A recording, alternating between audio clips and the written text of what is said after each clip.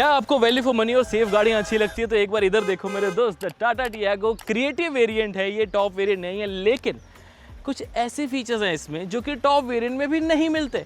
यही तो खास बात है इस वेरिएंट की और इसीलिए तो आपको ये वीडियो एंड तक देख लेनी चाहिए, क्योंकि 7 लाख के प्राइस में आपको नॉर्मल मैनुअल ट्रांसमिशन, इसी वेरिएंट में आपको सीएनजी भी मिलता है, एएमटी भी मिलता है, सीएनजी एएमटी भी मिलता है और कुछ फीचर्स ऐसे जो आपको पता होने चाहिए इस सेगमेंट की दूसरी गाड़ियों में है ही नहीं।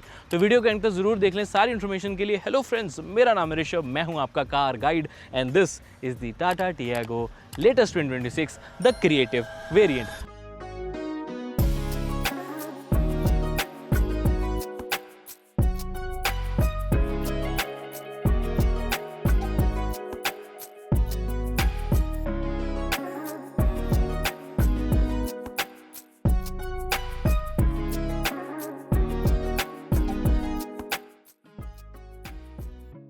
अब ये अपने आप में ही क्रिएटिव है, कुछ टॉप वेरिएंट से हटकर है, कुछ बेस वगैरह से बहुत बेटर है। वैल्यू फॉर मनी वेरिएंट कौन सा है, टॉप लेना चाहिए, क्रिएटिव लेना चाहिए, ये लेना चाहिए, सब बताऊंगा। तो बस एंड तक वीडियो देख लेना, यही आपसे छोटी सी गुजारिश है।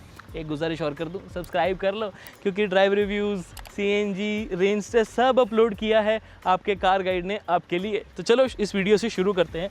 सबसे पहले ओवरऑल फ्रंट लुक, बेसिक जो हम क्लासिक वॉक राउंड्स होते हैं वैसे ही करेंगे। तो आपको वही नया ग्रिल का डिज़ाइन, ये नया जो ब्लू कलर है, ये बताओ कैसे लगा। पैंगोंग मुझे लेक बहुत अच्छी लगती है, तो पैंगोंग पल्स के नाम पे उन्होंने पूरी ये गाड़ी ही ले दी, तो फिर मज़ा आ गया, अच्छा लग रहा है कलर देख के।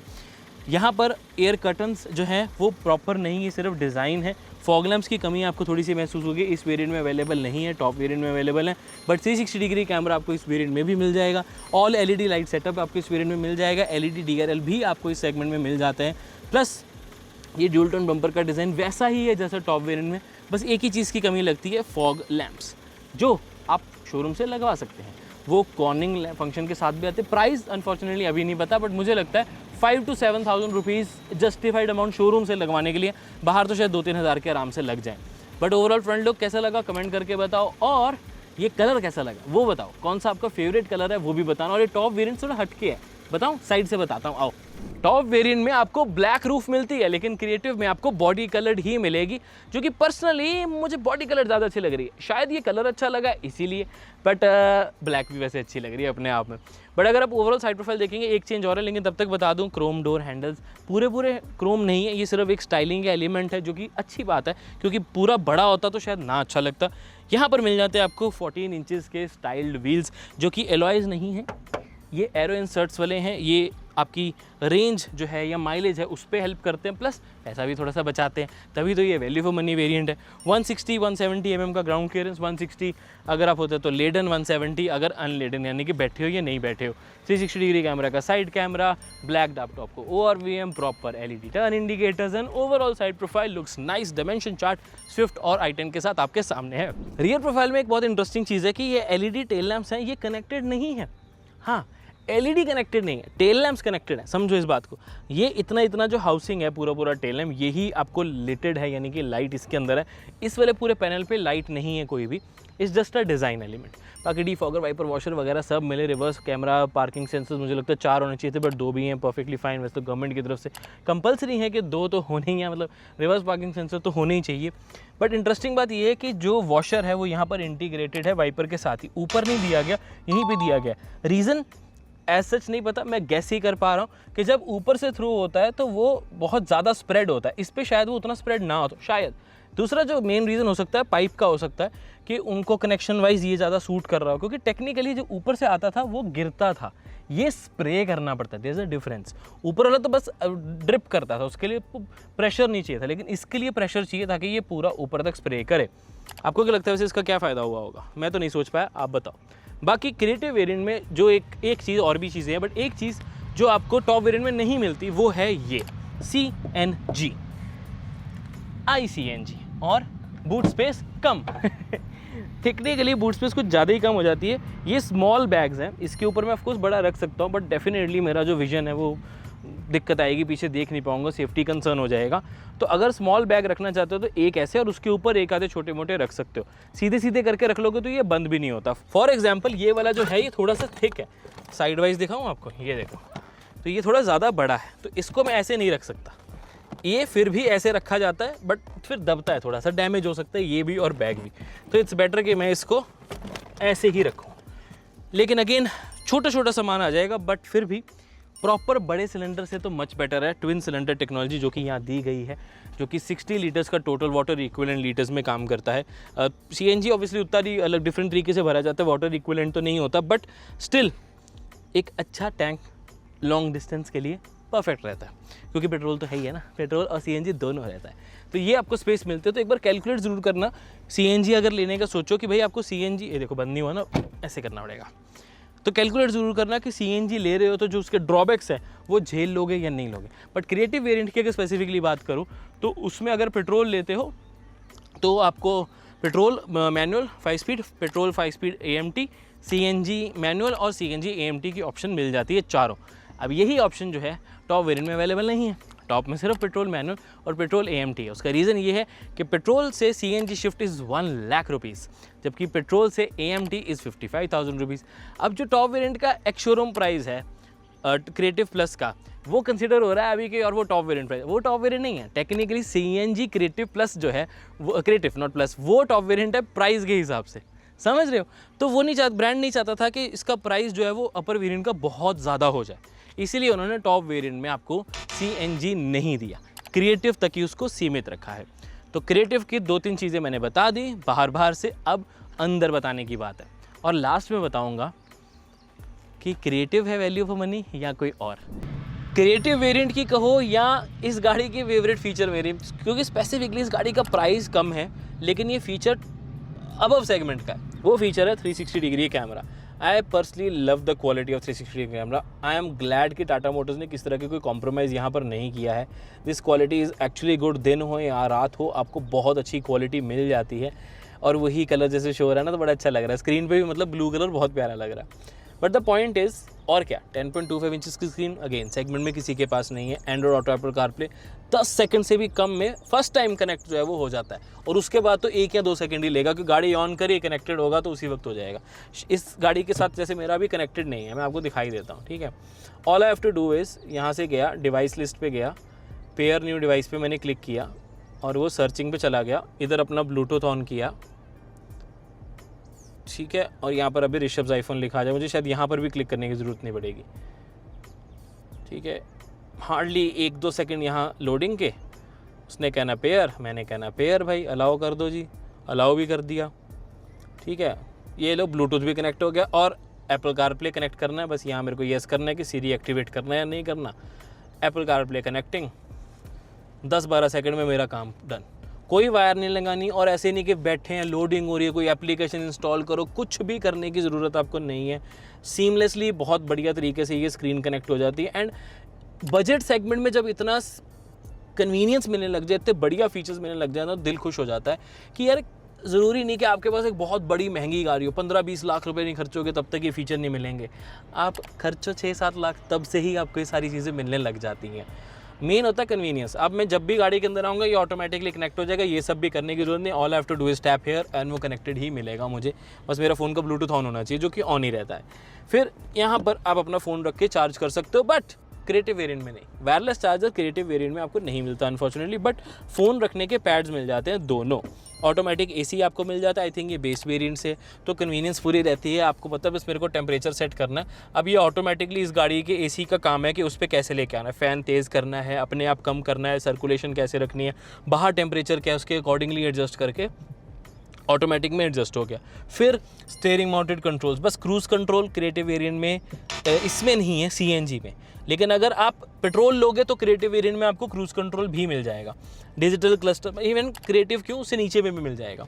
डिजिटल क्लस्टर आपको सियरा के मिडल वेरिएंट्स वाला मिलता है, थोड़ा मेरे को कम पसंद है मतलब, लेकिन ऑब्वियसली जो पहले आता था उससे तो बहुत ही बेटर है, बट थोड़ा डिजिटली वो पिक्सलेटेड जो है ना वो कम अच्छा लगता है। ये मेरा पर्सनल चॉइस है। TFT स्क्रीन्स थोड़ी सी और बड़ी होनी चाहिए, थोड़ी सी एडवांस, थोड़ी सी होती तो अच्छा लगता है, बट चलो कोई बात नहीं। बाकी पैडल शिफ्टर्स आपको मिल जाते हैं, काम आते हैं फॉर श्योर।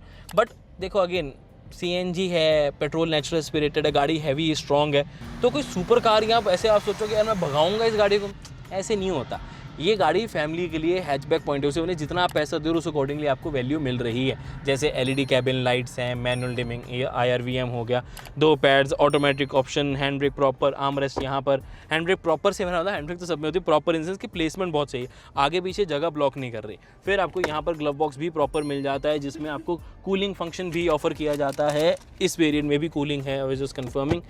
और quality of material is actually good. यहाँ पर आपको बहुत अच्छा फैब्रिक, बहुत बढ़िया मटेरियल, 4 स्पीकर सिस्टम है, 6 एयरबैग्स बेस वेरिएंट से, रिसाइकल्ड मटेरियल यूज़ किया गया है, A pillar, B pillar, C pillar और इनफैक्ट क्लैडिंग के ऊपर भी। इन सारी चीज़ों की वजह से ही मेरे को जेन्युइनली टाटा मोटर्स का ये प्रोडक्ट बहुत वैल्यू फॉर मनी, बहुत अच्छा, वो बस अच्छा, सीधी सी बात, अच्छा लगा।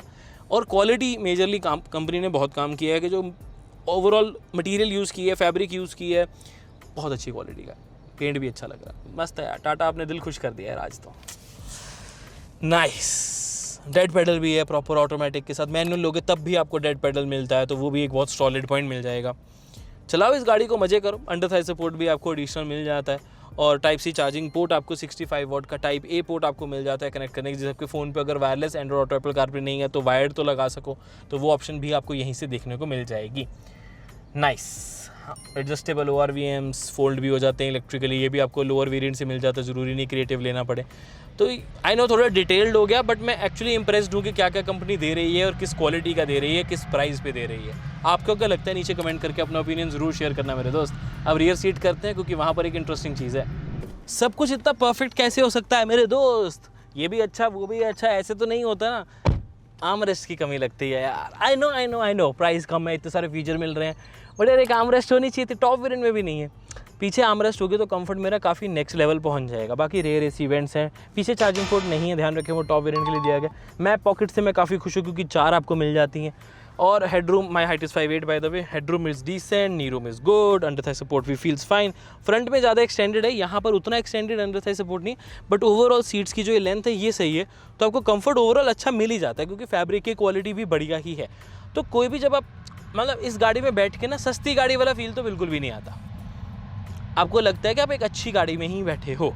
कोई आपको ये नहीं आके बोलने वाला कि यार ये कौन सी गाड़ी ले ली यार तूने, सस्ती सी गाड़ी को ले लिए, छोटी सी गाड़ी को ले लिए, क्योंकि ना ये उतनी छोटी है और ना ही ये उतनी सस्ता फील कराती है। फील ये 1-2 लाख ऊपर ही कराती है आराम से। एक काम करता हूँ, क्रिएटिव वेरिएंट के सारे फीचर्स की लिस्ट आपके सामने लगा देता हूँ, आपको एक अच्छा खासा आइडिया हो जाएगा कि आपको 7 लाख रुपए में क्या मिल रहा है। लेकिन अगर आपका बजट 7 लाख भी नहीं जा रहा, इससे भी वैल्यू फॉर मनी आइटम चाहिए, तो प्योर प्लस वेरिएंट बहुत जेन्युइन अच्छा है। 6 लाख में आपको ठीक है 2-4 फीचर कम हो जाते हैं, 360 कैमरा वगैरह, बट स्क्रीन छोटी हो जाती है। बट कई बार किसी का बजट अलाउ नहीं करता यार, 1 लाख भी बहुत बड़ी अमाउंट होती है एक्स्ट्रा पे करना, और 1 लाख तो एक शोरूम है, ऑन रोड थोड़ा और बढ़ जाएगा। और अगर आप इसका अपर वेरिएंट AMT, CNG, AMT देखोगे, तब आपका ऑन रोड और डिफरेंस आ जाएगा। तो अगर बहुत ही ज़्यादा वैल्यू देखनी है तो प्योर प्लस, बेस मत लेना, बिल्कुल भी मत लेना मेरे दोस्त, बेस मत लेना, वो पछता सकते हो उसको लेके, क्योंकि वो बिल्कुल ही खाली लगता है। और जबकि प्योर प्लस वेरिएंट एक बहुत अच्छा वेरिएंट है, थोड़े पैसे और डाल के प्योर प्लस तक बजट खींच लेना, कोई दिक्कत नहीं आएगी। हाँ, आपको क्रिएटिव पसंद आ रहा है, बहुत अच्छी बात है, बट अगेन अगर क्रिएटिव पसंद आ रहा है तो 30,000 और डालो और टॉप वेरिएंट ही ले लो ना मेरे दोस्त। आपको प्रॉपर एलॉय व्हील्स भी मिल जाएंगे, वायरलेस चार्जर भी मिल जाएगा, फॉग लैंप्स भी मिल जाएंगे, टाइप सी चार्जिंग पोर्ट भी मिल जाएगा। तो definitely 2 he value for money इसके वेरिएंट्स हैं, प्योर प्लस और top variant the creative plus. ध्यान से एक बात सुनना, अगर तो आपकी रनिंग है कम 400-500 किलोमीटर, तो पेट्रोल ही लेना, ना CNG लेना, ना AMT की तरफ जाना, महीने की रनिंग। अगर आपकी रनिंग थोड़ी सी ज़्यादा है, ट्रैफिक रहता है आपके शहर में, तो यार AMT सोच सकते हो, पेट्रोल AMT। CNG थोड़ा अवॉइड करना, मैं कहूँगा फिर सीधा EV पे जंप मारना। EV में आपको 2 एडवांटेजेस मिलेंगे, एक तो आपको RTO पे नहीं करना पड़ता इलेक्ट्रिक व्हीकल्स में, तो ऑन रोड प्राइस का डिफरेंस काफ़ी कम हो जाता है, और दूसरा आपको EV में पावर भी ज़्यादा मिलती है, टॉर्क भी ज़्यादा मिलती है, तो चलाने में वो फन टू ड्राइव एलिमेंट भी मिलेगा। तीसरा, EV में बैस सिस्टम मिलता है, यानी कि battery as a service system, जिसमें आप गाड़ी अलग से खरीदते हो, वो आपको पेट्रोल के प्राइस पे मिल जाएगी। तो लोन लो आप गाड़ी के प्राइस पे, फिर जो बैटरी है उस पर आप बैस वाला सिस्टम कर लो।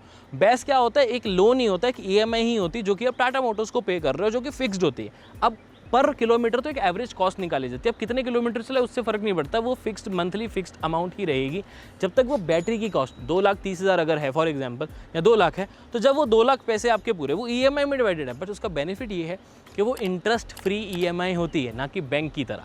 तो इंटरेस्ट फ्री EMI आप लोन लेके EMI पे कर सकते हो, नो कॉस्ट EMI भी जिसे हम बोलते हैं। बैटरी पे गाड़ी बैंक से ले लो इंटरेस्ट पे, बैटरी जो है वो आप कंपनी से कर लो, 2 जगह आपकी EMI जाएगी, बैंक पे जाएगी इंटरेस्ट वाली, कंपनी पे जाएगी नो कॉस्ट EMI, और गाड़ी जैसे ही आपके वो पैसे पूरे हुए आपको कंपनी को देने की कोई ज़रूरत नहीं है। जैसे हम बैंक को देना छोड़ देते हैं, कंपनी को देना छोड़ दो, पैसे दोनों जगह पूरे हुए, गाड़ी कंप्लीटली आपकी। तो ये बहुत अच्छा एडवांटेज आपको मिल जाएगा विद EV।